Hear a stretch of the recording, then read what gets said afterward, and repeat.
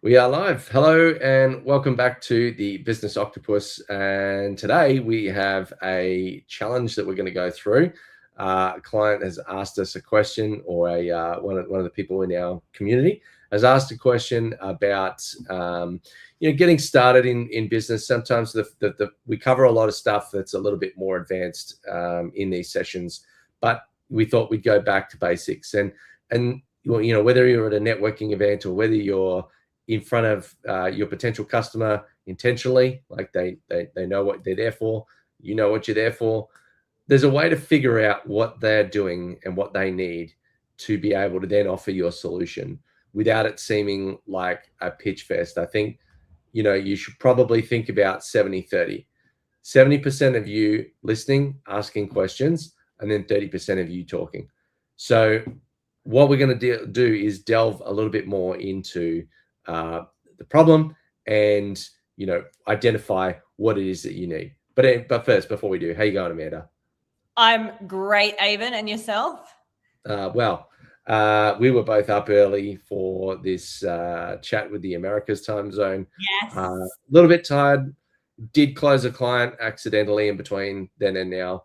This guy jumped on a call, identified the problems that he had, diagnosed, and provided the prescription, which was the service that I'm going to provide.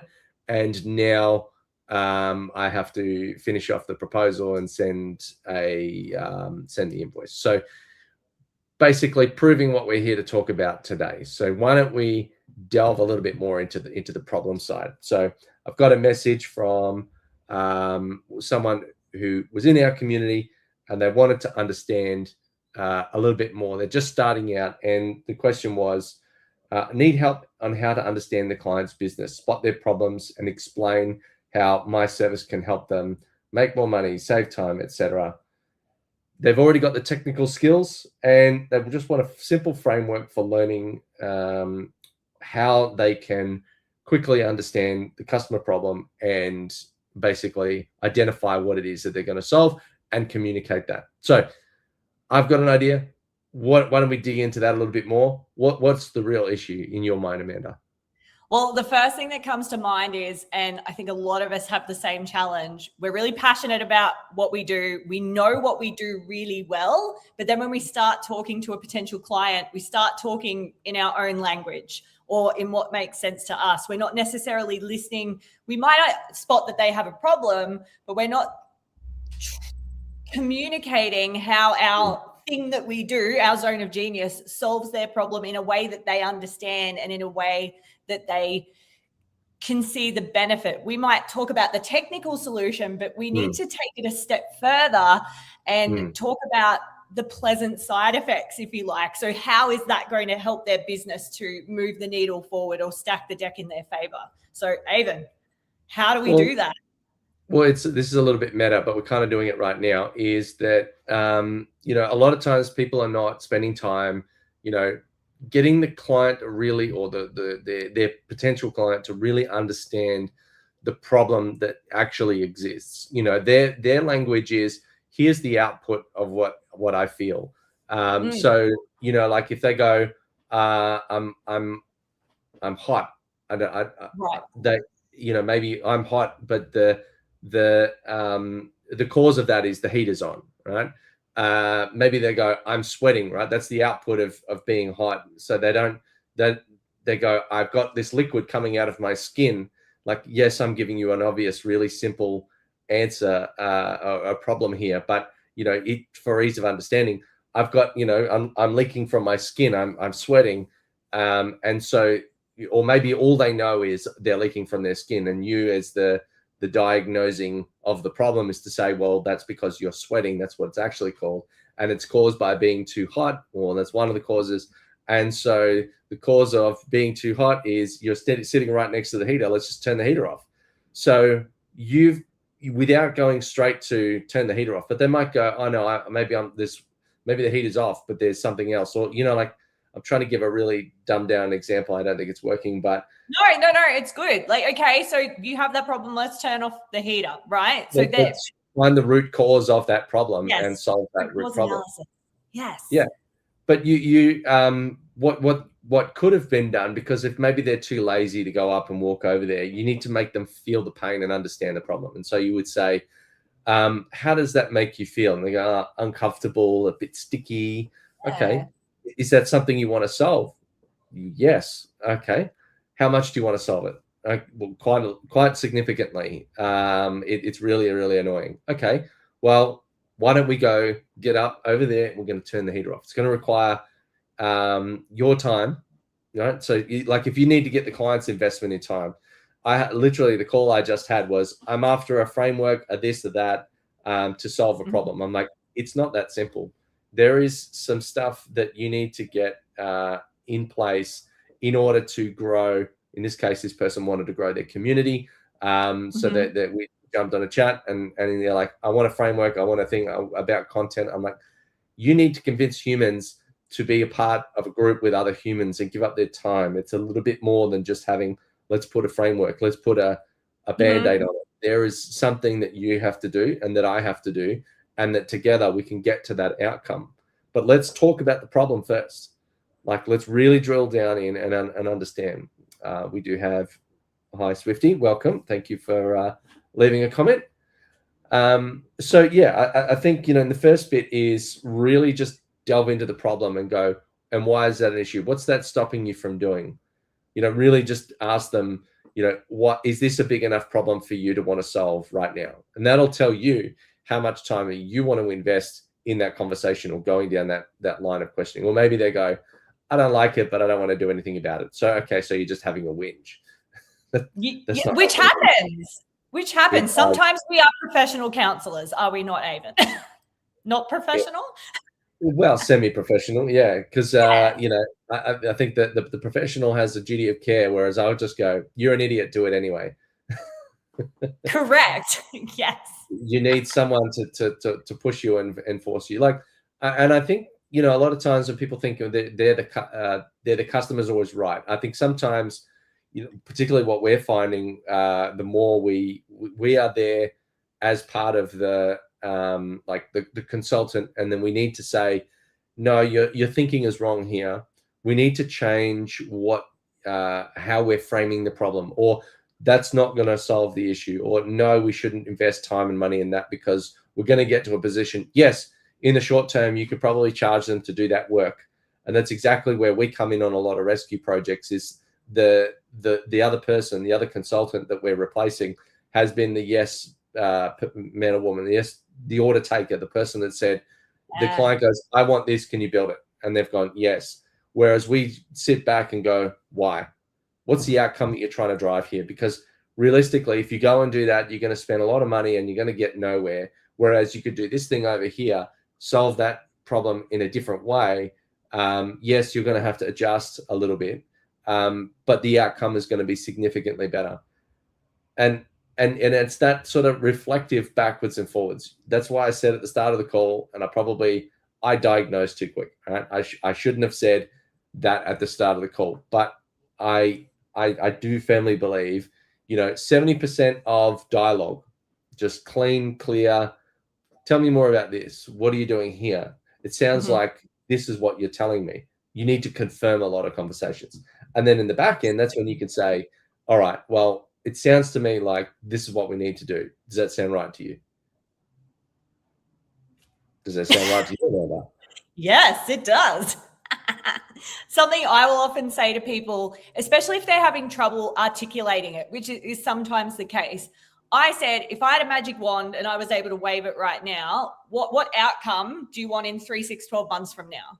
And that just kind of, the magic wand comment breaks their thought pattern, and they're able to go, oh, well, actually, this is what I'm looking for. And then you can start to pull that apart. Sometimes you need to reset them a little bit.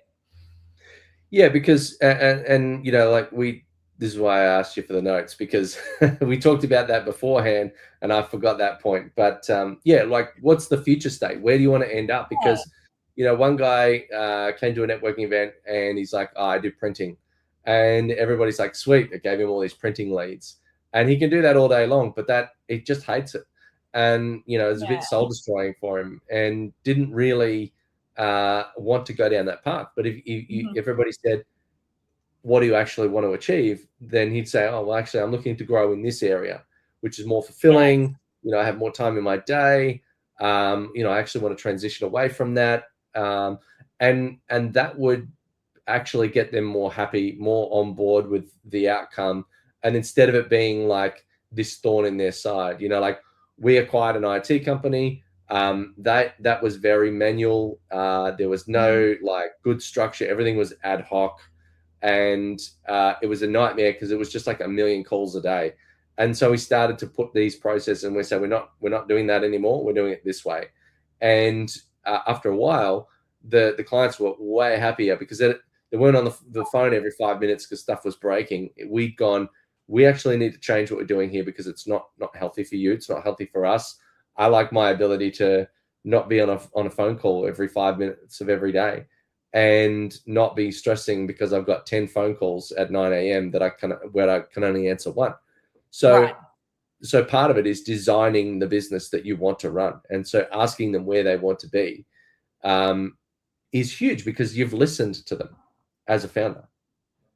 Absolutely. And I think a lot of us miss that. We don't think about what is the circumstance this person wants to be a part of. We might sell them a product which solves a problem, but then if we're not careful to take these steps at the start, like Avon's saying, they might get to the end and we've delivered a great product or service, but they're not happy with it because they had this other idea in mind as compared to what we delivered.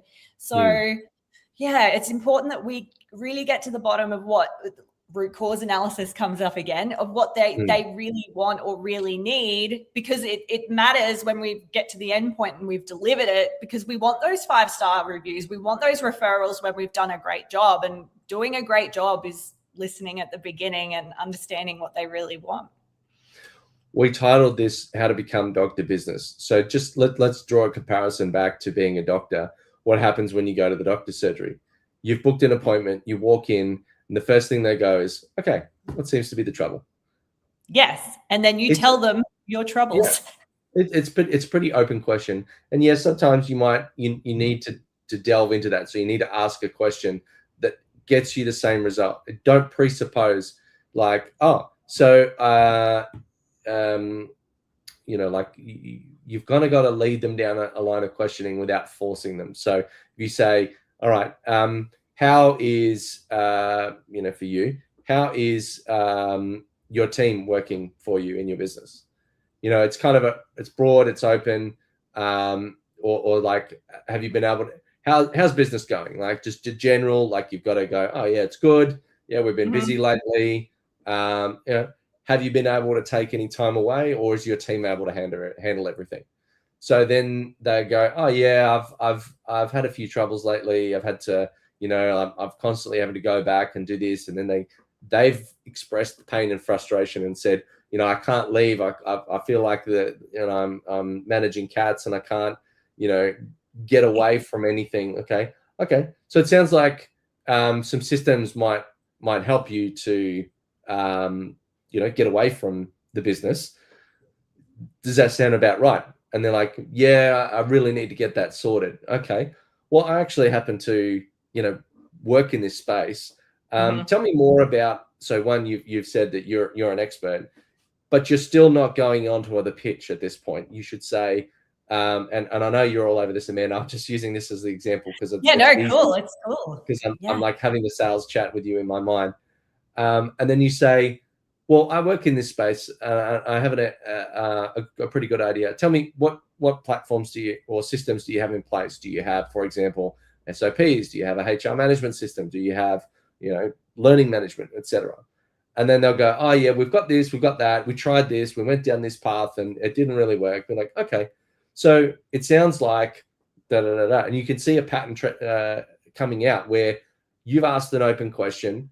They've said it in their words. You then reflect it back in your words to say, it sounds like these are my words. And then they're like, well, yes. So what you're doing is you're actually anchoring them to your language, which might be the industry speak, but they've not been able to hear them, or they can't hear themselves say it in your language because, like we said at the start of the call again, which was more like, I'm sweating. I've got stuff leaking out of my skin. It's really annoying. And you've come back and said, oh, you're sweating. And then they're like, oh, yeah, that must be what I feel. Like, that's a really obvious answer. But the point is the same.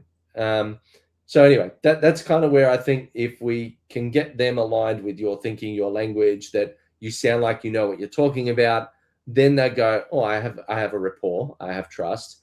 And then you could say, well, look, if you like, I'd like to sit down with you, have a bit of a look, and then I can give you a recommendation on what you think. Because as long as you can start the dialogue, as long as you can start the discussion and have the conversation, now you're opening up to what the possibilities might be. You're not just going straight into, I have a 12-step program and we do this. That works maybe if you're going to online where people are doing their research from a mile away and gonna like self-read everything before they get anywhere near you. Yes, you need to be very upfront and open and like, here's the pitch and here's the sell.